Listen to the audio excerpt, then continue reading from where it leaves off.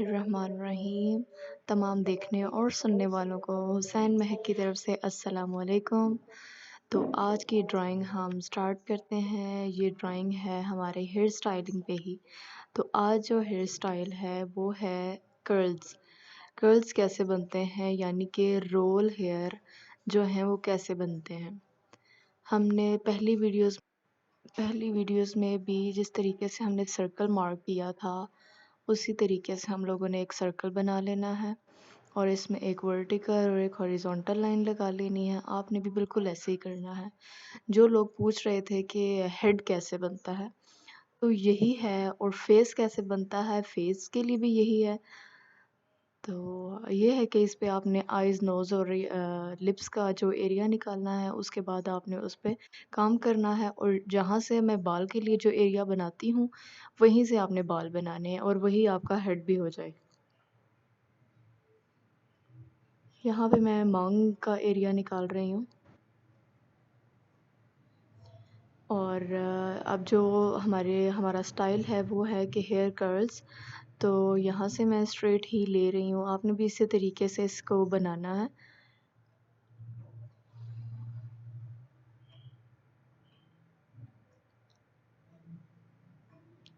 दूसरी साइड में भी सेम हम लोगों ने इसी तरीके से करना है। आप वीडियो देखेंगे तो आपको पता चलेगा कि कोई ड्राइंग कैसे बनती है। ये एरिया हम लोगों ने ऊपर वाले सारे बालों का ले लिया है, लेकिन अब हम लोगों ने अपने कर्ल्स कहाँ से बनाने हैं। चिन के करीब से बनाने हैं या नोज़ के करीब से बनाने हैं, तो ये आपकी अपनी चॉइस है। वो जो कंप्लीट कर्ल्स हैं उसकी भी वीडियो इंशाल्लाह इसी वीक में ज़रूर आएगी। ये हम लोगों ने एक कर्ल के लिए जो बाल निकाले हैं वो इतने हैं। लड़कियों को समझ आ जाएगी कि हम कैसे कर्ल करते हैं, कितनी मोटी हम लोग लट लेते हैं, कितने बाल लेते हैं और हम लोग उसको कर्ल करते हैं। यहाँ भी हम बस मार्क कर रहे हैं अपने लिए कि हमें पता हो कि हमने कितने कितने कर्ल्स बनाने हैं। अब यहाँ पे मैं कर्ल्स के लिए ना इन सब का रुख मोड़ रही हूँ कि जिस तरीके से हमारे बाल स्ट्रेट आते हैं और साथ ही हम लोग कैसे कर्ल करते हैं।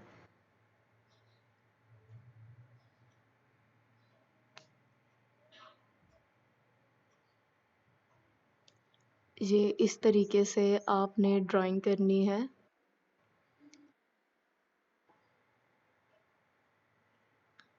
ये कर्ल्स बनाने का सबसे आसान तरीका है, और ये है कि बस आपने ख्याल रखना है लाइनिंग्स का। वो तो हर ड्राइंग में ही ऐसे होता है।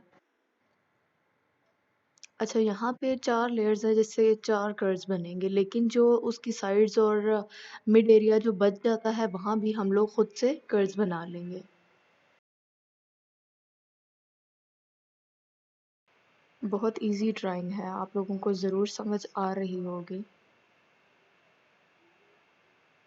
किड्स के कर्ल्स कैसे होते हैं, उनके कर्ल्स मोस्टली हेड से ही स्टार्ट हो रहे होते हैं। बहुत थोड़ा सा मार्जिन होता है कि वहाँ से कर्ल्स नहीं होते। तो मैं वो भी आपको ज़रूर बना के सिखाऊंगी, और इसी वीक मेरी कोशिश है कि वो आप लोगों के लिए बना लूँ।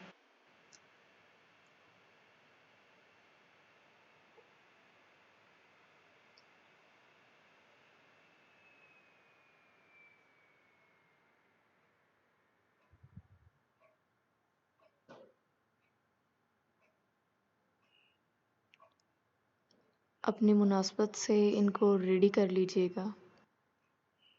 अगर आप डॉल फेस बना रहे हैं तो फिर आप लोग ये देखिएगा कि उस डॉल पे कितने कर्ल्स सूट कर। अभी मैं इसी तरीके से कर्ल्स बना रही हूँ, और अब मैं 7B से इसको डार्क कर रही हूँ ताकि हमें पता चल जाए कि हमने कौन से कर्ल्स में कितनी शेडिंग करनी है, कितनी नहीं करनी। लेकिन इस सब पे मैं डार्क ही कर रही हूँ। 7B पेंसिल है मेरे पास।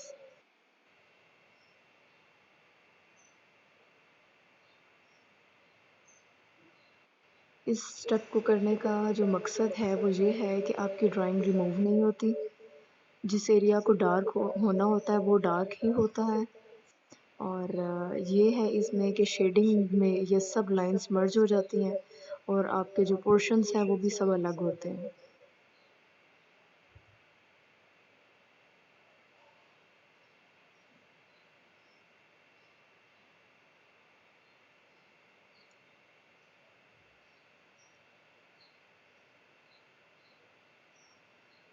कुछ लोग पूछ रहे थे कि नेक और शोल्डर आप कैसे बनाती हैं? तो ये देख लें, मैंने तो बस हल्की सी लाइन ही लगाई है, पहले भी मैं बता चुकी हूँ। तो बहुत सिंपल है, इसमें एज़ सच कोई नहीं है इतना ख़ास काम। अब यहाँ पे मैं इसलिए ये एक इसमें मैंने कर्व बनाया है ताकि ये कवर हो जाए। अब आपको दोबारा ये पता चल रहा होगा कि ये कर्व्स बनेंगे कैसे। और अभी जब मैं शेडिंग करूँगी तो आपको ये भी आइडिया हो जाएगा कि शेडिंग के लिए ये लाइनिंग करना क्यों ज़रूरी है। शेडिंग मैं 8B पेंसिल से करूँगी।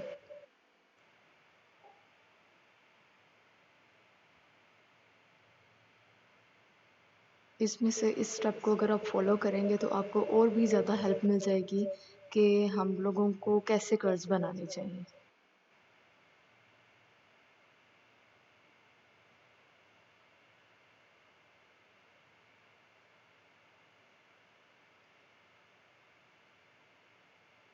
बाकी ये है कि एक मर्तबा देखने से बिल्कुल भी नहीं कोई चीज़ आ जाती बनानी।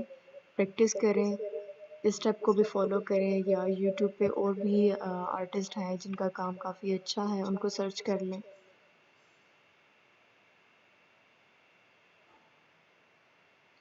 अब हम लोगों ने यहाँ भी लाइनिंग कर ली है इसी तरीके से, बहुत सिंपल है।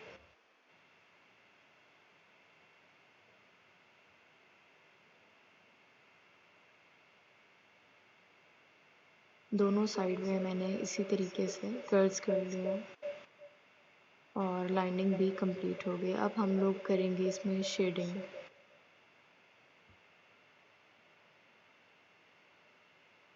8B पेंसिल है मेरे पास।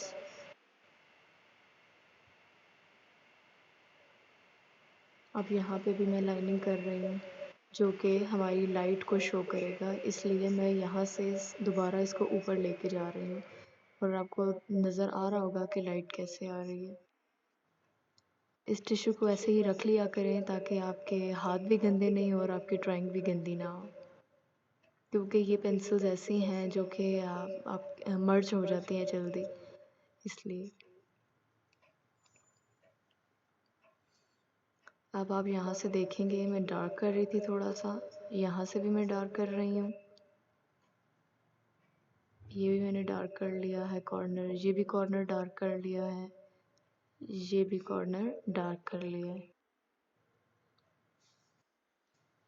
यहाँ से भी लाइनिंग नीचे लानी है, यहाँ से डार्क कर देना है कि फील नहीं हो, दरमियान में कट नहीं आना चाहिए। यहाँ से भी मैंने डार्क कर लिया, यहाँ से भी डार्क कर लिया है। अब दूसरा जो इसका कॉर्नर है वहाँ से भी हम लोग इसे डार्क कर लेंगे। वो लोग जिनको शेडिंग में प्रॉब्लम है तो प्लीज़ शेडिंग पे ज़्यादा फोकस करें और देखेंगे यहाँ पे मैं शेडिंग कैसे कर रही हूँ। ये एरिया भी अब मैंने डार्क ले लेना है और ये देख लें यहाँ इसे मैं मर्ज करूँगी क्योंकि ये वाइट में ज़्यादा सूट नहीं करेगा, इसलिए मैं इसको मर्ज करूँगी। बहुत हार्डली मर्ज नहीं करना कि आपकी ड्राइंग ख़राब हो जाए, बहुत सॉफ्टली बस मैंने 1 सेकंड में इसको बस मर्ज कर दिया और बात ख़त्म।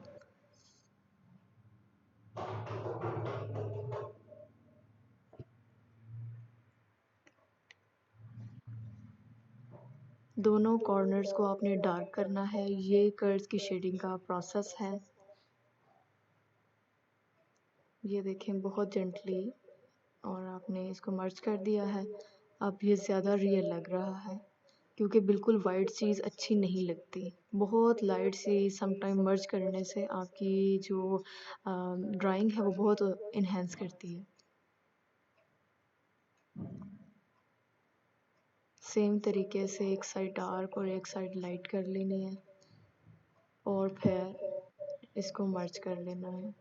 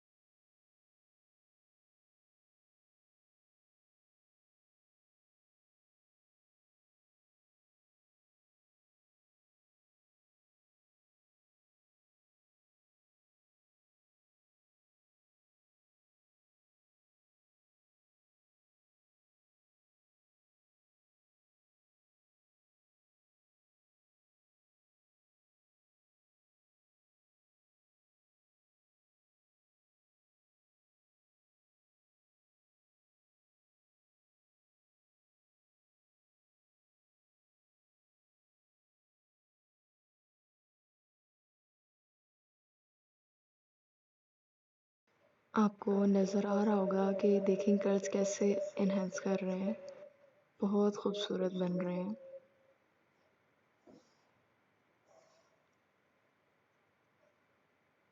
इसमें स्मूथनेस भी है, आप ये देख लें। आप वो लोग जिनको शेडिंग में इशू है और जो कह रहे थे कि हमारी ड्राइंग में स्मूथनेस नहीं होती, तो मैं तो इसी तरीके से ड्राइंग करती हूँ। मुझे नहीं लगता कि आपकी जो शेडिंग है वो अच्छी होगी, क्योंकि शेडिंग में इशू की वजह से आपकी ड्राइंग ख़राब होती है।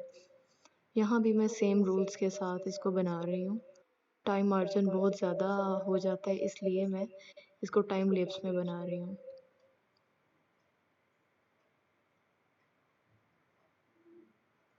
एक साइड पे मैंने मर्ज किया है और अभी इस साइड को मैंने मर्ज नहीं किया, तो आप लोग देख लें कि जो हमारी लेफ़्ट साइड है वो ज़्यादा बेहतर लग रही है, राइट साइड अभी इतनी अच्छी नहीं लग रही, क्योंकि हमने उस पे अभी मर्ज नहीं किया।